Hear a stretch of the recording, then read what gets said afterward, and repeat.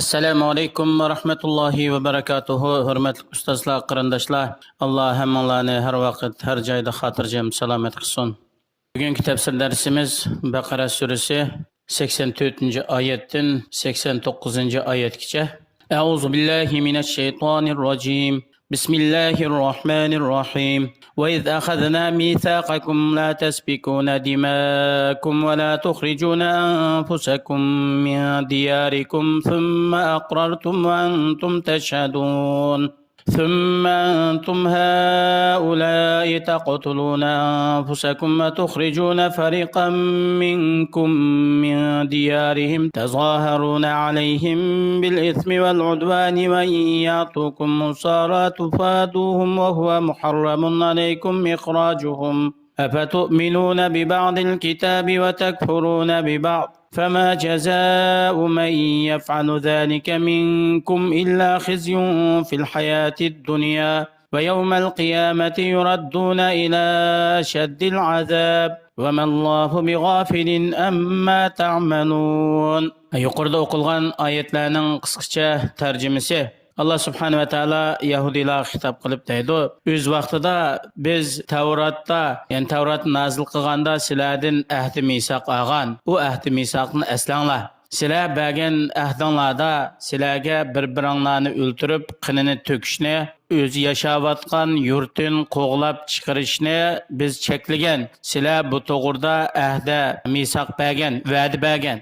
Sizlar o'zinglardan olgan mushu va'dani e'tirof qildinglar va buning rostligiga o'zinglar guvoh bo'ldinglar. Ondan keyin sizlar Allohga bergan mushu va'daga xilof qildinglar.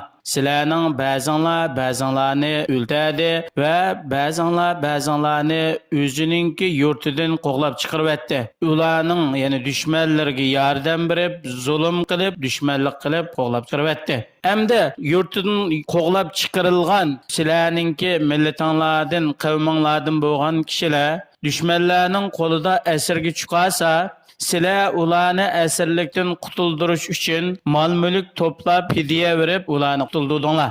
Sizlarga ularni yurtdan qo'g'lab chiqarib o'tish cheklangan turug'liq Tavratdagi asirlarni fidiya berib qutqizish zarur degan ba'zi hukmlarga ishonisizlar va bir-biringlarning qinini to'kmanglar, bir-biringlarni yurtinglardan qo'g'lab chiqarmanglar degan hukmni inkor qilib, buningga xiloflik qilasizlar.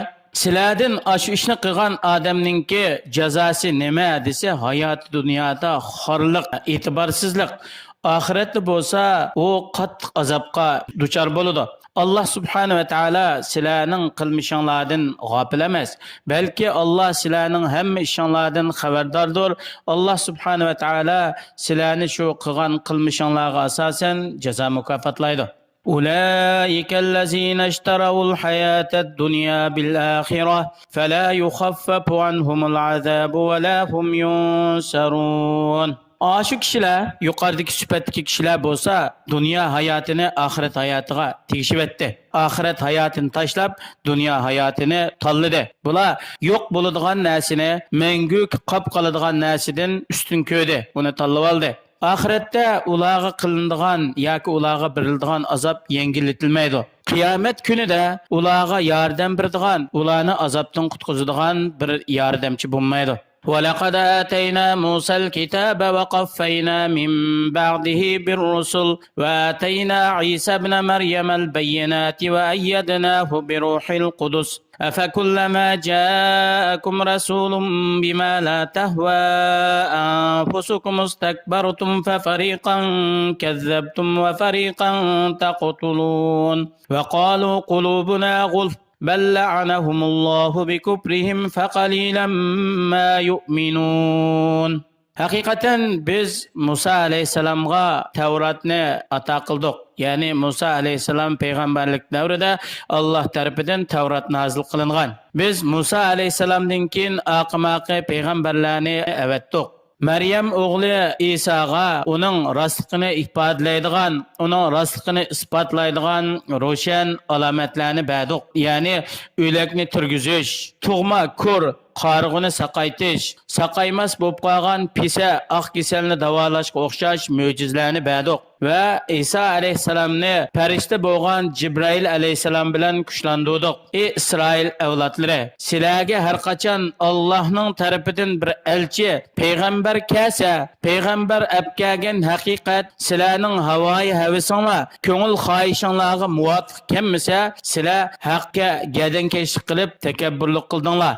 Allah'ның Resulü'ne çoğunçılık kıldınlar. Hatta sizler Allah'ның peygamberlerinden bir pırkını yalğanğı çıkardınlar ve bir pırkını öttədinlər mesmo. Hakikaten Yahudilarninki Peygamberimiz Muhammed sallallahu aleyhi ve sellemge ergeçmeslikte delil kılıp keltirdiğen hücceti nima dese ularninki bizning kalblerimiz peçetlengen, onunla sen degen hiç kandak gep yetmeydi o, bizning dilimiz ondak gep sözle kirmeydi o, bizning kalbimiz senin degen gepini düşünmeydi o deydi o. Hiç ula oylagandek, ula guman kılgandek emas. Belki Allah subhanahu ve taala ularning kafir boğanlığı sebebiden ularni özünün rahmetinden yirak kılıp etdi. Ulardan azgına kişilerden başkalar nazil bo'lgan haqiqatga ishonmaydi. Yuqoridagi oyatlardan ilinadigan foydalar birinchisi kufr bo'lishning eng katta sifatlaridan biri qaysi desa Allah subhanahu va taala nazil qilgan vahiy yoki samaviy kitoblarning ba'zisiga ishonib ba'zisini inkor qilish. Chunki mushunda qilgan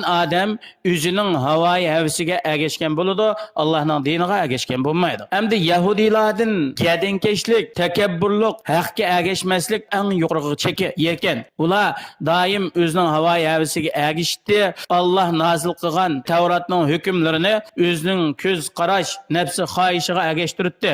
Allah nazil qilgan dalillar, vahiylar bilan o'ynashdi.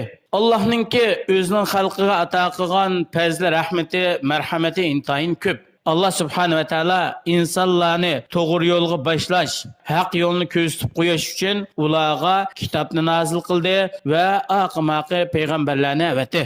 Hakikaten Allah subhanahu ve taala to'g'ri yo'ldan, hidoyatdan yuz o'rgichi va gadankeşlik qiluvchilarni Allohning buyrug'iga bo'ysunmaganlarninki qalbiga pechat urib etgan. Ularni Allah rahmetidan qo'g'lab etgan. Ular haqqa yo'l topolmaydi va haqqa yetadigan to'g'ri shaklda amal ibodatlarni qilolmaydi.